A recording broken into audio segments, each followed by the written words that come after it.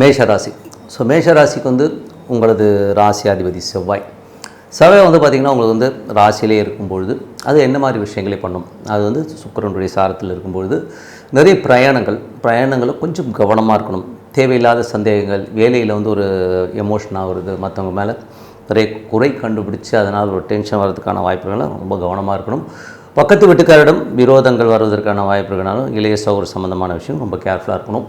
அதுக்கப்புறம் 2, 5, 7ஆம் அதிபதி 2, 7ஆம் அதிபதியான சுக்கிரன் வந்து 3ல் இருக்கும்போது என்றைக்குமே 2ஆம் அதிபதி 3ஆம் அதிபதி பருவத்தில் இருக்கும்போது சின்ன சின்ன கலகங்கள் ஏற்படுறதுக்கான வாய்ப்புகள் நிறைய இருக்குது.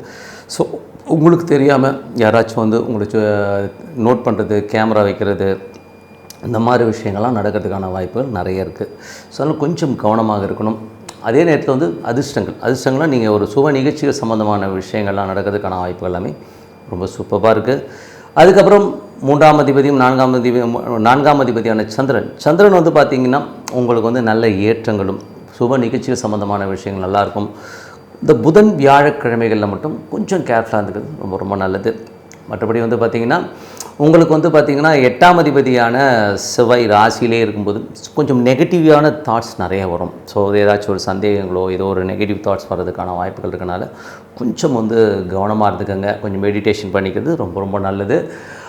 அதுக்கப்புறம் பார்க்கும்போது 9ஆம் அதிபதியான குரு உங்களுக்கு வந்து 3ல் இருக்கும்போது நிறைய பிரயாணங்களாக நல்ல லாபங்கள் வர்றது, சொத்துக்கு சம்மந்தமான விஷயங்களில் ஒரு தெளிவு வர்றதுக்கான வாய்ப்புகள் எல்லாமே ரொம்ப நல்லா இருக்குங்க.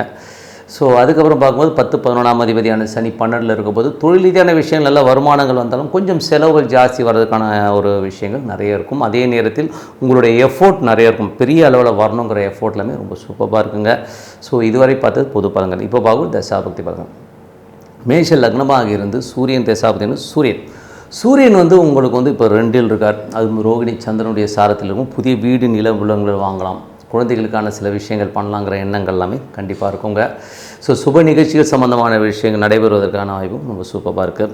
அதுக்கப்புறம் பார்க்கும்போது மேஷ லக்னமாக சந்திர தசாபக்தி. சந்திரன் வந்து ரொம்ப சிறப்பான விஷயங்கள் நல்ல ஏற்றங்களை கொடுத்தாலும் இந்த புதன் வியாழக்கிழமைகளில் மட்டும் கொஞ்சம் கேர்ஃபுல்லாக இருக்கணும், பார்த்து பேசணும். மற்றபடி எல்லாமே சிறப்பு தான்.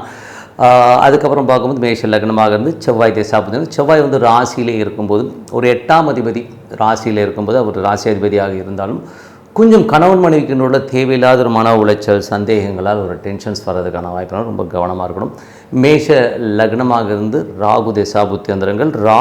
ராகு வந்து 11ல் இருக்கும்போது நல்ல வளர்ச்சி, நல்ல ஏற்றங்கள், நல்ல லாபங்கள் வர்றதுக்கான வாய்ப்பு எல்லாமே ரொம்ப சூப்பராக இருங்க.